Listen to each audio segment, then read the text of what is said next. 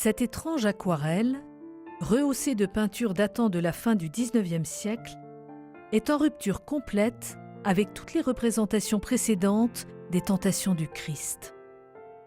Il y a certes l'audacieuse mise en scène qui voit tout depuis l'intérieur d'une grotte, permettant de montrer Jésus en clair-obscur, et le paysage rocheux entourant un lac. James Tissot profite à coup sûr des premières photographies de la Palestine qui étaient passées sous occupation anglaise et figure avec réalisme un environnement qui ressemble à celui de la mer Morte, de hauts rochers désertiques abritant des grottes et un lac en contrebas.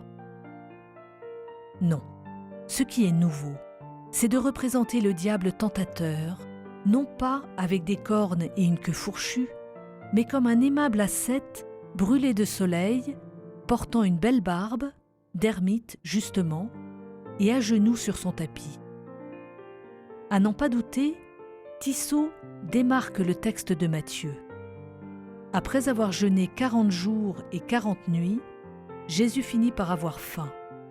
Le tentateur s'approcha et lui dit : « Si tu es le Fils de Dieu, ordonne que ces pierres deviennent des pains. » Mais il répliqua : « Il est écrit, ce n'est pas seulement de pain que l'homme vivra, mais de toute parole sortant de la bouche de Dieu. » Et la grande idée de Tissot est de figurer le diable, non pas comme le diable, mais comme un jeûneur amaigri, un anachorète pieux, souffrant lui aussi de la faim.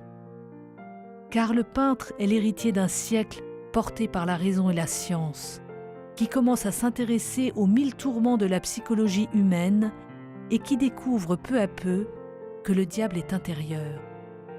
Il n'est ni laid, ni repoussant d'apparence, mais il présente au contraire une grande familiarité.